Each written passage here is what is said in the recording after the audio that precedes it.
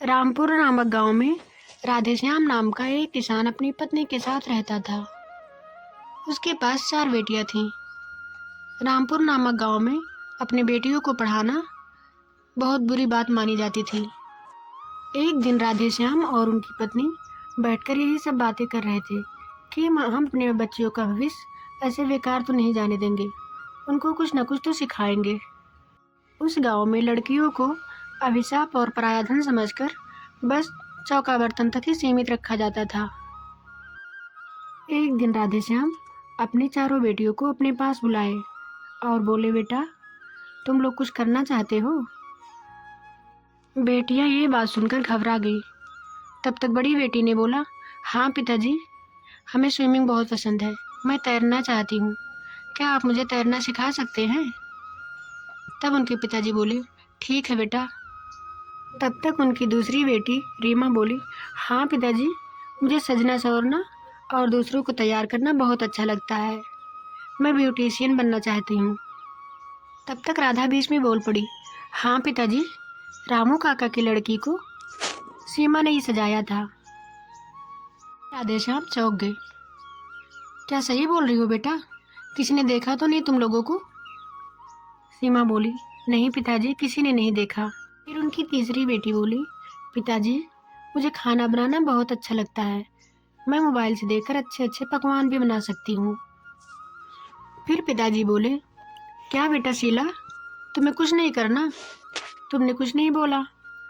तब तक उनकी मम्मी बोली, अरे ये क्या करेगी, इसको तो बातें बनाना बहुत पसंद है। फिर राधेश्याम को उस रात नींद नहीं आई और वो मन ही मन सोचने लगे, मैं अपनी बेटियों का हुनर ऐसे तो नहीं दबा सकता। फिर उन्होंने ठान लिया कि मैं अपनी बेटी को, श्याम अपनी बड़ी बेटी से बोले, बेटा कल मेरे साथ अपने कपड़े लेकर खेत में चलना। रीमा भी उनके साथ चली गई और रीमा को राधेश्याम बहुत अच्छे से तैरना सिखाए। रीमा धीरे धीरे बहुत अच्छे से तैरना सीख गई थी, वह बहुत तेज तैरने लगी थी। राधेश्याम बहुत खुश हुए, उनकी मेहनत उनको रंग लाई। राधेश्याम अपनी दूसरी बेटी सीमा को मोबाइल लाकर दे दिए। वह उस मोबाइल से अच्छे अच्छे पकवान देखकर बहुत अच्छा बनाने लगी थी। जब उनके चाची का लड़का घर आता तब सीमा ही उसे अच्छे अच्छे पकवान बनाकर खिलाती थी। वो बहुत खुश हो जाता था। सीमा बहुत अच्छा बनाती थी। एक दिन राधेश्याम और उनकी पत्नी खेत में काम कर रहे थे। तभी वहाँ से एक नाग आके उन दोनों को डस लिया और उन दोनों की तुरंत ही मृत्यु हो गई। माता पिता के मौत का खबर सुनते ही चारों बहनों के ऊपर तो जैसे पहाड़ फाट पड़ा। वो बहुत परेशान हो गई। एक दिन सीमा की चाची की माँ उससे मिलने आई थी। सीमा की चाची बहुत प्यार से अपनी बच्चियों को बुला रही थी। तभी उनकी माँ ने कहा, अरे तुम इतना प्यार करती हो अपने बच्चियों से? हाँ माँ, हम लोगों के अलावा इन बच्चियों के है ही कौन? हम लोग अगर ना प्यार करेंगे तो फिर कौन करेगा? कि चाची की माँ बोली, अरे नहीं, इन चारों बच्चों की कहीं गरीब घर में शादी करा दो जहाँ ज़्यादा खर्चे ना लगे। फिर इनकी चाची को भी ये सही लगने लगता है। तब तक ये बातें सीमा सुन लेती हैं और वो जाके अपने चारों बहनों से बोलती हैं, चाची की माँ ऐसे ही चाची को भड़का रही थी, अब हम लोगों का टाइम आ गया है, जो हमारे पिताजी ने हम लोगों को सिखाया है अब हम लोग कुछ कर सकते हैं। सीमा चौंक गई और बोली, लेकिन बहन, ये सब हम कैसे कर सकते हैं? घर में सबको पता चल जाएगा। शीला बोली, हाँ क्यों नहीं कर सकते हैं, हम लोग दादा दादी के लिए एक चिट्ठी छोड़कर जाते हैं। चिट्ठी में शीला ने लिखा, दादा दादी, हम लोग घर छोड़कर जा रहे हैं, हम लोगों को माफ़ कर देना, क्योंकि चाचा चाची रीमा की शादी किसी गरीब घर में करना चाहते हैं और हम लोग नहीं चाहते कि इतना जल्दी शादी हो जाए। जी, अगर हमारे पिताजी होते तो हम लोगों के साथ ऐसा ना होने देते और हम लोगों की चिंता दादी जी आप मत करना, हम चारों बहनें एक साथ रहेंगे। ये चिट्ठी लिखकर चारों बहनें एक शहर में निकल जाती हैं। चारों बहनें शहर में पहुंचने के बाद सीमा अपना मेस खोल देती है और यूट्यूब पर अपने चैनल भी बना देती है। वो अच्छे अच्छे पकवान बनाकर यूट्यूब पर अपना वीडियो अपलोड करती है और उनकी बातूनी बेटी शीला भी अपना एक मार्केटिंग में काम करना शुरू कर देती है। वहाँ से वो अच्छे धन अर्न करती है।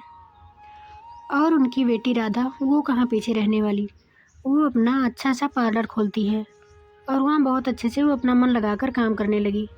उसका उसके ब्यूटिशियन का काम बहुत अच्छे से चलने लगा। वह बहुत अच्छे से सबको अच्छे से तैयार करती और सबसे बहुत अच्छे से बातें भी करती थी। फिर उनकी बड़ी बेटी वो कहाँ पीछे रहने वाली, वो भी अपना स्विमिंग का काम करने लगी थी। धीरे धीरे वह स्विमिंग कोच चलाने लगी और वो चारों बहनें बहुत फेमस हो गई। एक दिन ये खबर पेपर में छप गया। उनके दादा दादी अपने चारों पोतियों का ये खबर सुनकर बहुत खुश हुए और वो अपने बच्चियों को अपने पास बुला लिए। अपने चारों पोतियों को देखकर दादा दादी बहुत खुश हुए। वो चारों अब सफल हो गई थी। सब लोग कुछ न कुछ करने लगी थी।